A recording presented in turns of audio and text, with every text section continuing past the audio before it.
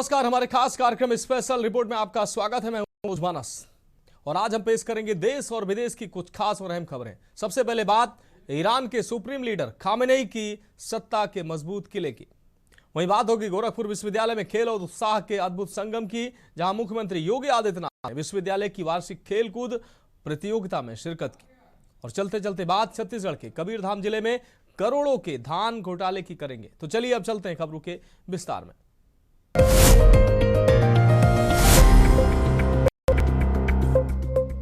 तो special report में पहली अहम रिपोर्ट का रुख करेंगे। ईरान पर कड़ी आर्थिक पाबंदियां जरूर हैं, अमेरिका से टकराव भी बरकरार है। वहीं ईरान की अर्थव्यवस्था भी लंबे समय से दबाव में है। इसके बावजूद ईरान के supreme leader Ayatollah Ali Khamenei को उनके पद से हटाना लगभग नामुमकिन माना जा रहा है। और सवाल अब यह है कि जब हालात इतने चुनौतीपूर्ण हैं तो फिर उनकी कुर्सी इतनी मजबूत कैसे बनी हुई है। इस खास रिपोर्ट में देखिए। खामेनेई की ताकत, इस्लामिक रिवोल्यूशनरी गार्ड्स कॉर्प्स की अटूट वफादारी खामेनेई की सबसे बड़ी ढाल है। IRGS ईरान की आधिकारिक सेना से अलग एक समानांतर सेना है जो सीधे सुप्रीम लीडर को रिपोर्ट करती है। IRGC के पास अपनी नौसेना, वायुसेना और थल सेना है। ईरान की अर्थव्यवस्था का करीब 30 से 40% हिस्सा IRGC के नियंत्रण में है। तेल से लेकर निर्माण तक हर बड़े प्रोजेक्ट पर इनका कब्जा है। जहां तक IRGC के पास पैसा और हथियार है, खामेनेई की सत्ता को कोई हिला नहीं सकता। बासिज और जासूसी का जाल विद्रोह को कुचलने के लिए खामेनेई के पास बासिज फोर्स है। ये आम लोगों के बीच घुले मिले लाखों वॉलंटियर्स हैं। ये गली मोहल्ले की मुखबरी करते हैं और किसी भी विरोध की आहट मिलते ही उसे बेरहमी से दबा देते हैं।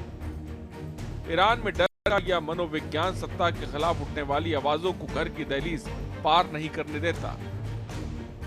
जज हो या सरकारी टीवी, सब पर सीधे सुप्रीम लीडर का नियंत्रण है। यानी यहाँ तो ना तो निष्पक्ष चुनाव की गुंजाइश है और ना ही स्वतंत्र प्रेस।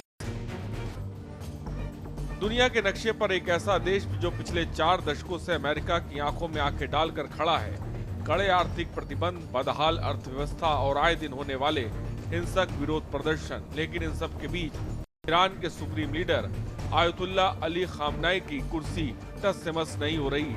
आखिर क्या है वो पावर स्ट्रक्चर जो खामेनेई को ईरान का अघोषित अजय सुल्तान बनाता है? ऐसे में ईरान की सत्ता भेदना फिलहाल नामुमकिन सा लगता है। कहते हैं कि ट्रंप का ईरानी सरकार को खौर फेरना आसान नहीं है। पिछले 17 सालों से कई बार ऐसी कोशिश हुई और हर बार नाकामी हाथ लगी। जब तक सुरक्षा तंत्र में दरार नहीं पड़ती और विपक्ष एकजुट होकर एक भरोसेमंद विकल्प नहीं देता, तब तक अयातुल्लाह अली खामेनेई का लौ किला अपनी जगह खड़ा रहेगा। हालांकि मौजूदा समय में ईरान एक बार फिर उबल रहा है। तेहरान की सड़कों से लेकर कुर्दिस्तान के पहाड़ों तक तानाशाही मुर्दाबाद के नारे गूंज रहे हैं। लेकिन ये पहली बार नहीं है। पिछले 17 सालों में ईरान कई बार इस दौर से गुजरा है। हर बार जब जनता सड़कों पर उतरी है तो दुनिया को लगता है कि शायद इस बार इस्लामिक गणराज्य की नींव हिल जाएगी। लेकिन जैसे ही धूल छिड़ती है, अयातुल्लाह का शासन और भी क्रूरता के साथ अपनी जगह पर कायम नजर आता है। पावर स्ट्रक्चर में छिपा खामेनेई की हर सत्ता का राज। एक ऐसा देश जहां राष्ट्रपति तो बदलते हैं लेकिन हुकूमत नहीं। 1989 से ईरान की तकदीर और तस्वीर लिखने वाले 86 वर्षीय अयातुल्लाह अली खामेनेई सिर्फ एक नेता नहीं बल्कि वली फकीह यानी खुद का प्रतिनिधि माने जाते हैं। जब पूरी दुनिया पूछती है कि प्रतिबंधों और विद्रोह के बावजूद वे कैसे टिके हैं, तो जवाब ईरान के उस जटिल पावर स्ट्रक्चर में छिपा है जिसे खुद खामेनेई ने दशकों में बुना है। आपको बता दें कि ईरानी सत्ता की सबसे बड़ी ताकत उसकी सेना नहीं बल्कि इस्लामिक रिवोल्यूशनरी गार्ड्स कॉर्प्स और उसका आर्थिक सैनिक बल बासिज है। बासिज कोई असाधारण पुलिस बल नहीं है। ये समाज के भीतर बुना हुआ एक ऐसा नेटवर्क है जिसमें आपके पड़ोसी दुकानदार या साथ पढ़ने वाला छात्र भी मुखबिर हो सकता है। बासिज को शासन के दामनकारी मूल्यों की रक्षा करने का काम सौंपा गया है। जब विरोध होता है तो साफ कपड़ों में भीड़ में घुस जाते हैं और नेताओं की पहचान करते हैं और हिंसक कार्रवाई करते हैं। चूंकि इनकी निष्ठा देश के प्रति नहीं बल्कि सुप्रीम लीडर के प्रति होती है, इसलिए अपनी जनता पर गोली चलाने में हिचकिचाते नहीं है। खबरों के मुताबिक ईरान सरकार ने विद्रोह को कुचलने के लिए एक मनोवैज्ञानिक युद्ध की नीति अपनाई है। मानवाधिकार समूह और जेल से रिहा हुए कैदियों की गवाही बताती है कि सरकार अब सिर्फ मारने में विश्वास नहीं करती, वह तोड़ने में विश्वास करती है। अक्सर सुरक्षा बल प्रदर्शनकारियों की गिरफ्त में है और उन्हें जेल में अमानवीय यातनाएं देते हैं, लेकिन उन्हें हमेशा के लिए जेल में रखने के बजाय कई बार उन्हें तब रिहा कर दिया जाता है जब वे बुरी तरह से पिट चुके होते हैं, उनका शरीर और मन टूट चुका होता है। इसके पीछे एक भयानक तर्क है कि जब एक मोहल्ले का लड़का जेल से वापस आता है तो उसकी हालत देखकर उसके दोस्त और परिवार वाले सहम जाते हैं, तो ये दूसरों के लिए डरावना सबक बन जाता है। इसे देखकर लोग ऐसी हरकत नहीं करते हैं। बताया जाता है कि ईरान में इंटरनेशनल शटडाउन तो आम बात है, लेकिन वहां का सर्विलांस उससे कहीं आगे है। ऑनलाइन कंटेंट की निगरानी करने वाले हजारों साइबर जासूस तैनात हैं। वो सोशल मीडिया पर संतोष की छोटी सी चिंगारी को भी आग बनने से पहले बुझाने का काम करते हैं। कहा जाता है कि ये किसी भी क्रांति की सफलता की सबसे बड़ी कुंजी है। जब तक बंदूक थामने वाले हाथ सरकार के साथ हैं, सरकार सुरक्षित है। ईरान सरकार के गंभीर रूप से गिरने के खतरे पर यह अनिवार्य है कि सुरक्षा बलों की एक बड़ी संख्या, विशेषकर नियमित सेना और पुलिस न के इस्लामिक रिवोल्यूशनरी गार्ड्स कॉर्प्स पाला बदलकर प्रदर्शनकारियों में शामिल हो जाए। ये कम से कम वे निहत्थे लोगों पर गोली चलाने से इनकार कर दे। ऐसा अभी तक नहीं हुआ है। दरअसल इस्लामिक रिवोल्यूशनरी गार्ड्स कॉर्प्स और बासिज को इतना आर्थिक लाभ दिया जाता है कि वे अंत तक वफादार बने रहते हैं। वहीं अब तक के आंदोलन की सबसे बड़ी कमजोरी रही है कि उनके पास कोई चेहरा नहीं था। सरकार को गिराने के लिए एक ऐसे नेतृत्व की जरूरत है जो न केवल भीड़ को दिशा दे सके, बल्कि सुरक्षा बलों और अंतर्राष्ट्रीय समुदाय के साथ बातचीत कर सके।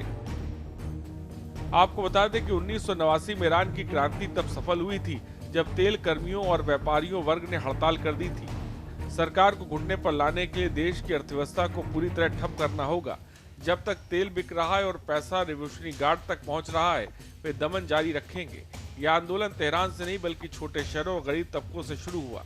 सुरक्षा बलों ने हजारों को गिरफ्तार किया। चूंकि इसका कोई केंद्रीय नेतृत्व नहीं था, लिहाजा इसे दबाना आसान था।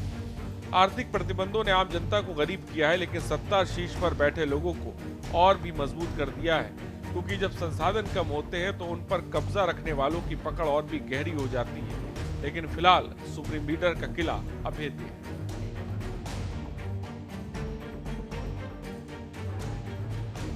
तो फिलहाल स्पेशल रिपोर्ट में वक्त एक अहम ब्रेक का है। ब्रेक के बाद अगली रिपोर्ट का रुख करेंगे।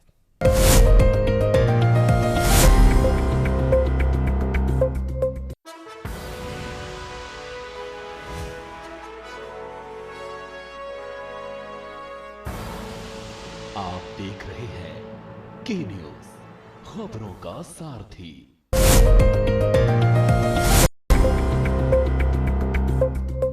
तो स्पेशल रिपोर्ट में अब बात अगली रिपोर्ट की करेंगे। गोरखपुर के दीनदयाल उपाध्याय विश्वविद्यालय में शुक्रवार को खेल और उत्साह का अद्भुत संगम देखने को मिला। मुख्यमंत्री योगी आदित्यनाथ ने विश्वविद्यालय की वार्षिक खेलकूद प्रतियोगिता में शिरकत की और प्रदेश के उभरते खिलाड़ियों का हौसला बढ़ाया। सीएम ने न केवल विजेताओं को सम्मानित किया, बल्कि उत्तर प्रदेश को देश का स्पोर्ट्स हब बनाने का अपना संकल्प भी दोहराया। आइए दिखाते हैं आपको इस खास रिपोर्ट में। गोरखपुर विश्वविद्यालय का खेल मैदान तालियों की गड़गड़ाहट से गूंज उठा। मौका था विश्वविद्यालय के वार्षिक खेल महोत्सव का, जहां मुख्य अतिथि के रूप में पहुंचे सूबे के मुखिया योगी आदित्यनाथ। सीएम योगी ने सबसे पहले खेल ध्वज फहराया और मार्च पास्ट की सलामी ली। आपको बता दें कि इस अवसर पर मैदान में मौजूद सैकड़ों युवा खिलाड़ियों की आंखों में भविष्य की ओलंपिक पदकों की चमक साफ देखी जा सकती थी। हो रहा है। सीएम योगी के संबोधन की खास बातें। खेल अब केवल मनोरंजन नहीं बल्कि करियर का गौरवशाली माध्यम है। यूपी सरकार हर जिले में स्टेडियम और हर ब्लॉक में ओपन जिम बनवा रही। खिलाड़ियों के लिए सरकारी नौकरियों में आरक्षण और प्रोत्साहन राशि बढ़ाई गई। बता दें कि मिशन शक्ति के तहत महिला खिलाड़ियों की भागीदारी ने इस आयोजन में 4 चांद लगा दिए हैं। मुख्यमंत्री ने स्पष्ट संदेश दिया है कि उत्तर प्रदेश के गांव और विश्वविद्यालयों से निकले खिलाड़ी ही आने वाले समय में वैश्विक मंच पर तिरंगा लहराएंगे। वहीं मुख्यमंत्री योगी आदित्यनाथ ने सभी विश्वविद्यालयों और महाविद्यालयों का आह्वान किया है कि वे किसी न किसी एक खेल को गोद लेकर उस खेल से जुड़ी प्रतिभाओं को तराशें। खेल के जरिए स्वस्थ प्रतिस्पर्धा कर अनुशासन और खेल भावना को मजबूत करने में योगदान दे। मुख्यमंत्री योगी आदित्यनाथ ने कहा कि खेल की गतिविधियों को बढ़ाने से युवा नशे से दूर रहेंगे, तमाम विकृतियों से बचे रहेंगे। युवा खेलेगा तो खिलेगा भी, और यही युवा देश को आगे बढ़ाने में 2047 तक विकसित भारत की संकल्पना को साकार करने में योगदान देगा। मुख्यमंत्री योगी आदित्यनाथ ने कहा कि खेलों के माध्यम से भी विकसित भारत बनाने के अभियान में उत्तर प्रदेश ने भरपूर प्रयास किए हैं। प्रदेश की पहली स्पोर्ट्स यूनिवर्सिटी मेरठ में बन चुकी है। मेरठ में हर प्रकार के स्पोर्ट्स आइटम बन रहे हैं और इसे सरकार ने ODOP में शामिल किया है। मैं सभी विश्वविद्यालयों से, महाविद्यालयों से इस बात का आह्वान करूंगा, वे कम से कम एक खेल को अपने विश्वविद्यालय के अंदर गोद लेकर के अच्छे खिलाड़ियों को तलाशने का काम करें, अभी इसे तैयार करें, स्वस्थ प्रतिस्पर्धा को आगे बढ़ाएं। ये स्वस्थ प्रतिस्पर्धा हमें जीवन के प्रति भी अनुशासित बनाएगी, खेल भावना को और सुदृढ़ करेगी। हमारा युवा अगर खेल कूद की गतिविधियों में आगे बढ़ेगा तो नशे से दूर रहेगा, तमाम विकृतियों से बचा रहेगा और खेलेगा तो जो खेलेगा वही खेलेगा भी, और उसको खिलाने के लिए आवश्यक है कि देश तभी आगे बढ़ेगा। विकसित भारत 2047 का लक्ष्य हम तभी प्राप्त कर पाएंगे जब खेल और खेलकूद की गतिविधियों को पूरी मजबूती के साथ हम बढ़ाने की तैयारी करें। उत्तर प्रदेश ने इस दिशा में प्रयास प्रारंभ किया है, जिसमें अब एक स्पोर्ट्स यूनिवर्सिटी भी उत्तर प्रदेश के अंदर बन चुकी है मेरठ में। हमने 1 डिस्ट्रिक्ट 1 प्रोडक्ट की अपनी योजना में मेरठ में केवल स्पोर्ट्स आइटम, देश और दुनिया की हर स्पोर्ट्स की आइटम आपको मेरठ के अंदर मिल सकती है और मेरठ के अंदर उसका मैन्युफैक्चरिंग भी होता है। यानी ये सभी कार्य आज उत्तर प्रदेश स्वयं भी अपने स्तर पर तैयार कर रहा है। सीएम योगी ने कहा कि प्रधानमंत्री नरेंद्र मोदी के मार्गदर्शन में पिछले 11 वर्षों से देश में एक नई खेल संस्कृति ने जन्म लिया है। 2014 के पहले खेल की गतिविधियां और प्रतियोगिताएं सरकार के एजेंडे का हिस्सा नहीं होती थी। तब खेल और खिलाड़ियों की उपेक्षा होती थी। अंतर्राष्ट्रीय मानक के अनुरूप इंफ्रास्ट्रक्चर न होने से खिलाड़ी खेल से पलायन करने को विवश होते थे, कुंठित, हताश और निराश रहते थे। हम लोग भारी पैमाने पर खेल के उस इंफ्रास्ट्रक्चर को आगे बढ़ाने में मदद कर पा रहे हैं। उत्तर प्रदेश में हम लोगों ने हर ग्राम पंचायत में खेल के मैदान के कार्यक्रम को प्राथमिकता का विषय बनाया है। ग्राम पंचायत हो या नगर निकाय, वहां ओपन जिम के निर्माण हो,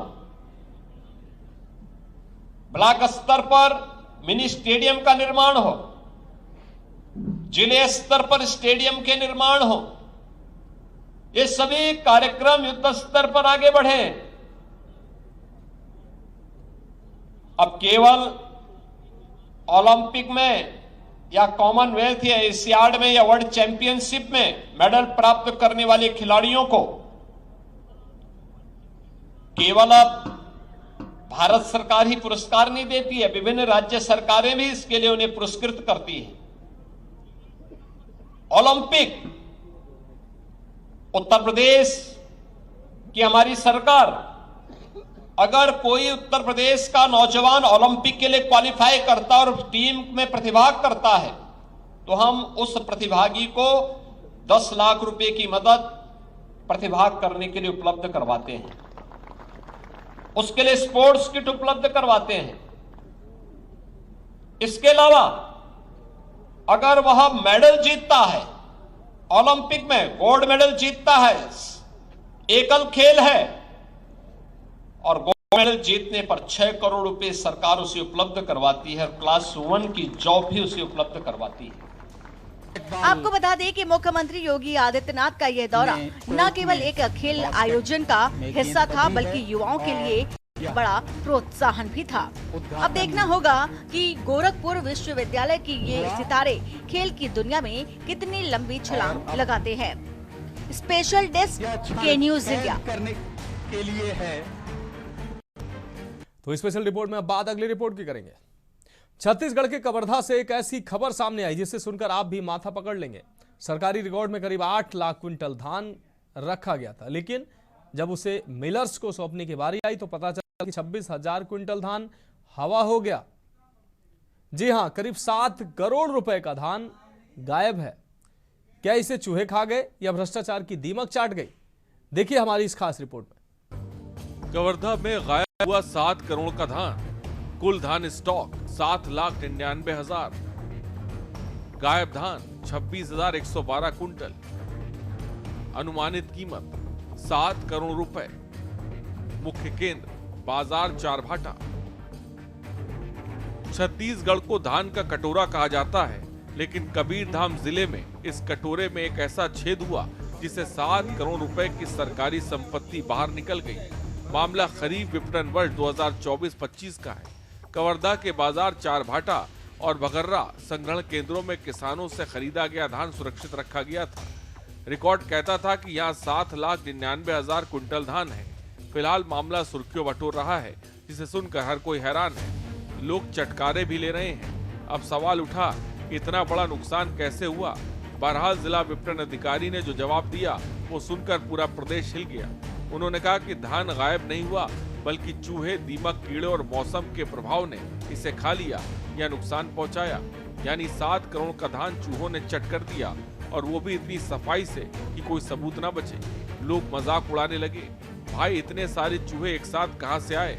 क्या वे ट्रेन से आए थे या हेलीकॉप्टर से? सोशल मीडिया पर मीम्स भी बाढ़ आ गए। कोई लिख रहा है कि छत्तीसगढ़ के चूहे 5 सितारा होटल में रहते हैं। कोई कह रहा है अब गोदामों में बिल्ली की भर्ती करनी पड़ेगी। देखिए, यहाँ की धान का कोई चूहा खाया नहीं है। धान सलामत है, अच्छा है। कुछ सुखत आया था, पहले वर्ष के सुखत से भी कम सुखत आया है। धान पूर्ण रूप से सलामत है। मैं जैसे मीडिया में चला तो मैंने कलेक्टर साहब से, हमारे जनप्रतिनिधियों से बातचीत किया कि भाई 8 करोड़ का चूहा धान खा गया, क्या मामला है? तो उन्होंने बताया कि वो अधिकारी गलत बयान दे दिया। ऐसे अधिकारी को हम लोग प्लेसमेंट भी दे रहे हैं जो पूरा प्रदेश में हलचल मचा दिया। कोई चूहा वगैरह धान नहीं खाया है। धान पूर्ण रूप से सलामत है। अधिकारी को कार्रवाई नहीं हुई? होगा, कार्रवाई होगा। ऐसे अधिकारी जो बयान देते हैं बिना सोचे समझे और जो खलबली मचाते हैं, ऐसे अधिकारी के ऊपर निश्चित तौर पर कार्रवाई होगी।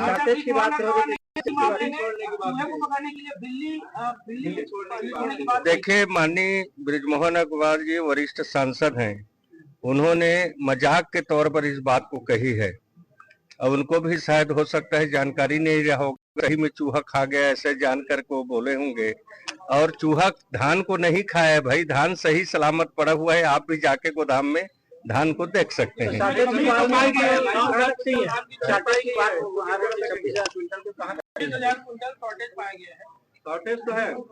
नहीं, ऐसा कोई पाया नहीं गया। अभी हम लोग पूर्ण रूप से समीक्षा किए हैं। सुखद आता है धान में, वो सुखद की कमी तो हर साल होता है और अगले साल से सुखद की कमी आई है। जब शॉर्टेज नहीं तो संग्रहण प्रभारी पर कार्रवाई क्यों की गई? संग्रहण प्रभारी के ऊपर अभी जो बयान दिया उसका बोल रहे हैं। नहीं, निलंबित किया गया वो गलत है, मेरे को उसके बारे में जानकारी नहीं है। इधर जांच में कुछ और भी बातें सामने आई हैं। फर्जी बिल, फर्जी मजदूर हाजिरी, सीसीटीवी से छेड़छाड़ और संग्रहण केंद्र के प्रभारी रितेश पांडे को निलंबित कर दिया गया है। लेकिन चूहे खा गए वाला तर्क अब भी लोगों के गले से नहीं उतर रहा। कह सकते हैं कि किसान पसीना बहा कर धान उगाते हैं और सरकार खरीद करती है और फिर उसे चूहे खा जाते हैं। ये कहानी सिर्फ कवर्धा की नहीं, पूरे छत्तीसगढ़ में धान संग्रहण व्यवस्था पर सवाल खड़े कर रही है। लोग पूछ रहे हैं कि आखिर असली चूहा कौन है? देखिए, प्रदेश के 65 संग्रहण केंद्र में हम आधे से भी कम है हमारा स्थान। 2 भाग में बांटेंगे तो हमारे यहाँ प्रदेश के आधे से ज़्यादा संग्रहण केंद्रों में हमारे यहाँ से ज़्यादा 60 है। हम तो काफ़ी स्थिति अच्छी है हमारे यहाँ। हम 2.98 है, वहाँ बघर्रा में 3.5 है, चारबाटा में।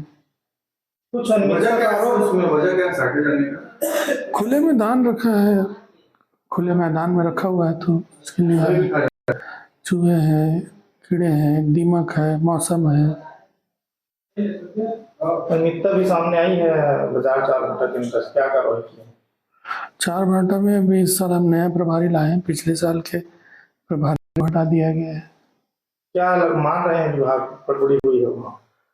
मैं तो आपको बताया कि प्रदेश के आधे से ज़्यादा संग्रहण केंद्र में इससे भी ज़्यादा शॉर्टेज है। 65 में से 33 संग्रहण केंद्र, इससे भी ज़्यादा शॉर्टेज है। ऐसा नहीं कि हमारे कोई असामान्य कमी आ गई, पूरे प्रदेश में खुला धान था, पूरे प्रदेश में कमी आई। तो कितने मात्रा में जो है संग्रहण केंद्र में शॉर्टेज की मांग में होता है? इस संबंध में मेरे को दस्तावेज देखना पड़ेगा और ये अभी तुरंत याद नहीं आ रहा है।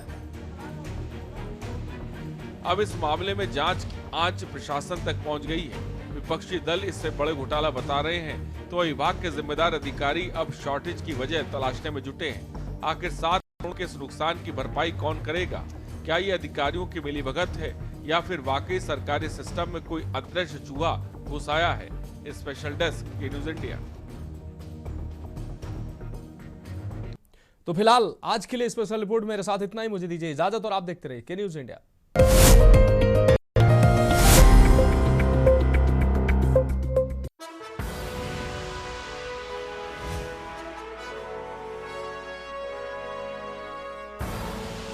आप देख रहे हैं के न्यूज, खबरों का सारथी।